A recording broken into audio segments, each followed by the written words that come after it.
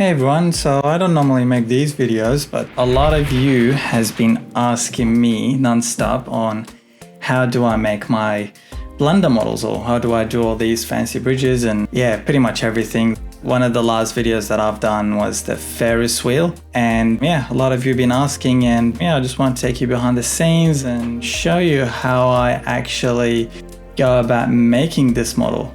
So yeah, stick around and we'll go through this nice model together.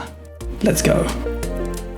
So yeah, I've spent a lot of time trying to make this whole model work by itself, and you can see that the whole wheel is rotating. Every single car is moving with gravity. And if you go just around here, you'll see there is a really nice engine working very hard to get this whole Ferris wheel working.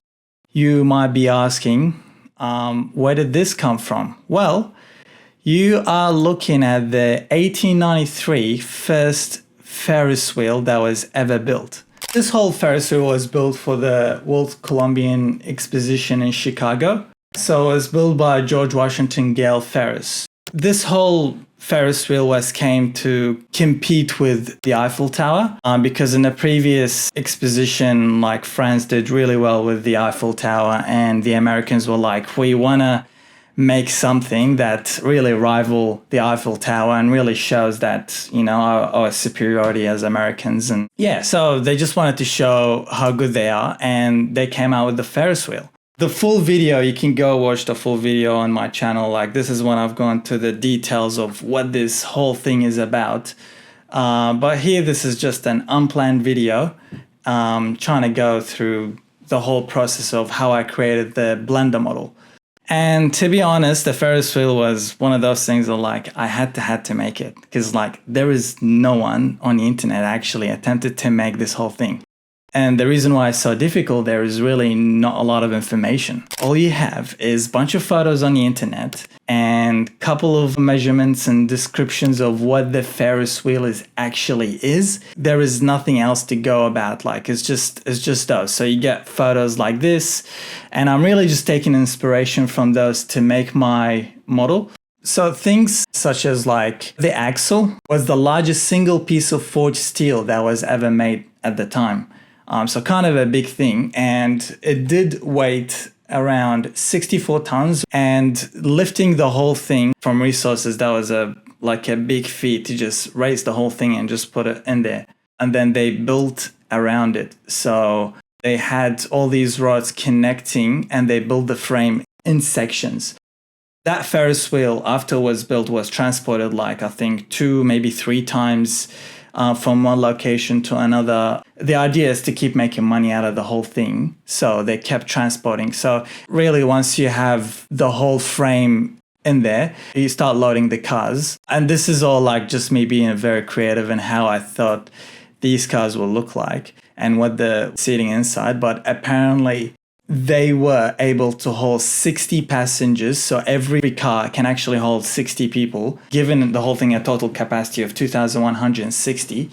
And that is actually more than the biggest Ferris wheel of our time. So really, this Ferris wheel was able to take more people than any other Ferris wheel in history.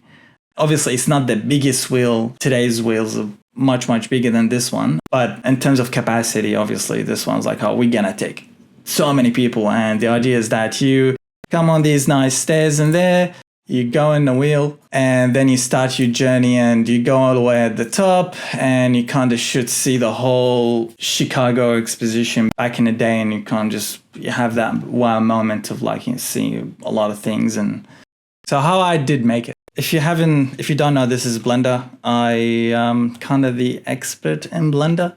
I know I want to say I know a lot of things, but most of the time I find myself learning while I'm doing something. So yeah, I like doing stuff in Blender, and I like to, illustrate things through Blender. I love the software. It's a really nice software. There's a lot of resources on it if you want to learn it yourself. And for those of you who are interested in, grabbing this model, it's available on Gumroad. So, you can head to my store and, I made a store. Big news. So you can head there and get the model if you want. And if you don't want to, just stick around and watch this video. But yeah, this is basically Blender. So I'll just jump in like in the viewport shading. I'm an expert in Blender, okay? Trust me. So I made the axle and I modeled these rods and yeah, connected it through this whole frame. Most of it, I've just taken inspiration from the actual model. Like between the two wheels, it's 9 meters in width. I know the whole thing is 80 meters in diameter. I know a lot of information about the axle. So really just read a lot of articles and things about it. And I had to just basically fish out the information. It was like, what do I need? So yeah, after I made this, I did make the tower second. So this is the tower. I might just hide the wheel. So yeah, after I made the tower, I started making the cars. And I love those cars, man. They've taken a lot of my time because there were not a lot of information about the cars other than what they look like. So if I take you to this nice view, and I'll hide my camera. If you look, I had to change the size of them a lot just to make him look proportionally the right size for the wheel. Because if you look at the historical photos, you'll see that they are quite big. Because I don't know what I'm looking at other than knowing that they are less than 9 meters in width, because between the two wheels it's 9 meters. So I wanted to make sure they are proportionally big enough for the wheel itself. So yeah, I've done a lot of trial and error till I landed on this shape, and I like the shape. It's not a bad shape. And I put some nice benches inside just to give it the illusion that you can actually sit inside. And then after all of that, I came and I made the loading platform. Nothing fancy about the loading platform really, is just, so based on the historical photos, you can actually load it from both sides. So yeah, I've done just that. And then finally, the engine. So I made this whole model to the point that you could actually see the gears meshing with each other. And yeah, that's based on the historical photos. I don't really know how the gearbox looked like because there is no information at all. So again, I have to be creative. And after a lot of thinking and a lot of research, I've came to the conclusion that the gearbox should look something like that. Very, very simple. So yeah, basically taking the power from a smaller cog to a bigger cog and yeah, translating that to the whole Ferris wheel. So yeah, if you come back to the engine, we know that it was a dual cylinder steam engine. There are two of them, and the output you should get from both of them up to 1,000 horsepower. So it's, I would say, powerful in those days standards. And the boiler is all the way, I think it was about 200 meters away from the Ferris wheel. The reason why it was so far, because they didn't want any steam to be around. So they built it far away and they piped the steam to the engines. And that was the idea. Yeah. So there is 2 boilers in there. I will zoom in for you to see. There is 2 boilers in there. And yeah, I did model some smoke, but then I don't think I have it here for some reason. But yeah, there was some smoke. Again, doesn't make a lot of difference. And yeah, going back to our engine. So if I go and I hide this, you will see the piston. And you'll see the pipes and all that. There is inlet, there is outlet. It's not just for show. It's actually very much interconnected. I wanted the whole thing to be very detailed. This is the alternator, so it's kind of alternating. And those 2 side holes is where the steam is piped to. So on the alternator on this side, the steam is piped here. So it's pushing the steam in one way, and then the alternator switches side, taking the spent steam, which is the cold steam, out, and the hot steam is piped through here. And with that action, you'll have those pistons rocking back and forth, and then it just turns this crankshaft. The way steam works, and it kind of takes a while to alternate. Sometime you'll get a bit of jerking. It's not really perfect, not like today's engines. So they have like big heavy flywheels on these engines, and the idea with these flywheels is kind of creating some momentum. Once you have steam kind of going in, this flywheel is kind of gaining momentum. will keep the whole engine pretty much at a consistent torque or speed as well, if you may. And yeah, this is the whole idea of the flywheel. Yeah, so you can see the pistons connected to the crankshaft here. So they are connected at a 90-degree angle. And because of that, you'll start having motion in the crankshaft.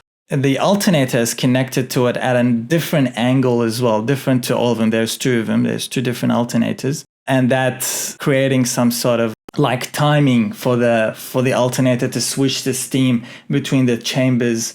And yeah, you'll have a working steam engine.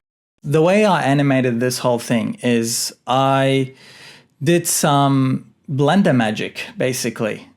I don't really remember how I did it. It's been a while.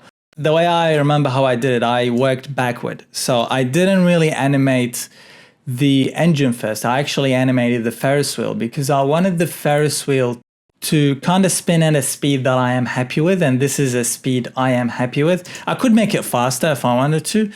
But the whole idea is that when the Ferris wheel is moving at this speed, the engine should be moving at a faster speed.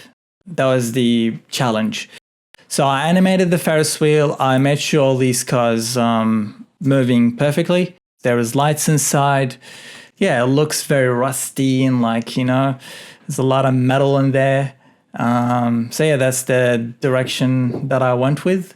But yeah, if you go back to the engine, you'll see that this gear is moving at a very fast speed compared to the whole Ferris wheel, which is basically the way it should be because that's how mechanics works.